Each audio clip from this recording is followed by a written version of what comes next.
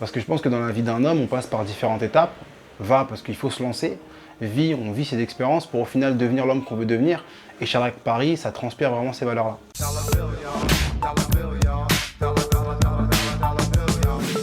Salut tout le monde, c'est Shadrack pour Upendo.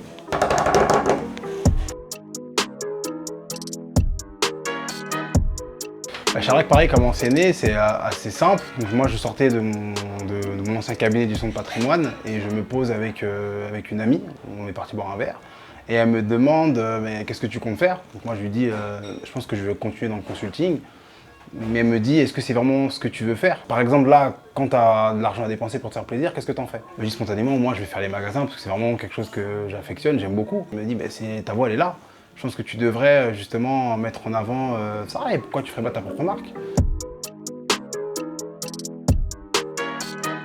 Des chemises, franchement, j'en porte tous les jours. Et je me suis dit que la chemise blanche, parce que c'est la particularité de nos chemises, c'est qu'elles sont blanches. Et le petit plus, c'est qu'on travaille avec des pierres semi-précieuses, et des gemmes, et des cristaux. Donc la chemise blanche, parce que pour moi, c'est un basique, dans le sens où tout homme a une chemise blanche dans son vestiaire. Pourquoi ajouter des pierres semi-précieuses? Ça reste un bijou, et je voulais que ce soit discret, mais qu'il y ait une petite touche de particularité. Et c'est ce qui fait aujourd'hui notre empreinte visuelle. Va, vie, devient, c'est le slogan. Ça correspond effectivement à mon expérience de vie. Parce que je pense que dans la vie d'un homme, on passe par différentes étapes. Va parce qu'il faut se lancer. Vie, on vit ses expériences pour au final devenir l'homme qu'on veut devenir. Et Shadrack Paris, ça transpire vraiment ces valeurs-là. On tient vraiment à faire une production très limitée.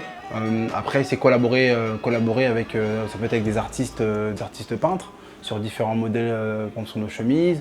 On aimerait aussi élargir la gamme, commencer à faire vraiment peut-être du prêt-à-porter de manière plus générale avec du pantalon, du t-shirt, de la veste, du costume. Mais aujourd'hui, vraiment la stratégie qu'on va avoir, c'est de continuer à travailler notre clientèle, en prendre soin. Et après, en fonction des opportunités qui se présenteront, on choisira si c'est opportun pour la structure. Quand je travaillais dans la finance, j'aimais beaucoup. Mais j'ai beaucoup aimé ce que ça m'a appris, la rigueur, le sérieux, la fiabilité. Mais depuis que je suis tout petit, moi j'aime les vêtements. Et de par aussi mon milieu où j'ai grandi, mais mes parents étaient très attachés aussi aux vêtements, donc c'est quelque chose qui m'a été transmis. Donc en soi, la transition a été relativement simple. Et au contraire, quelque part, ça a été une libération de me dire que je m'investis pleinement dans quelque chose qui me correspond et que j'aime depuis que je suis petit. Mes parents sont congolais, mais j'ai aussi ce côté-là très français. Et c'est vraiment une richesse dans le sens où, au niveau de la création, nos chemises restent très simples. C'est un peu le côté sobre à la française, mais avec une particularité, ça va être les cristaux, les pierres. Et ça, c'est plus la communauté congolaise qui aime beaucoup, notamment les femmes, les bijoux fantaisie.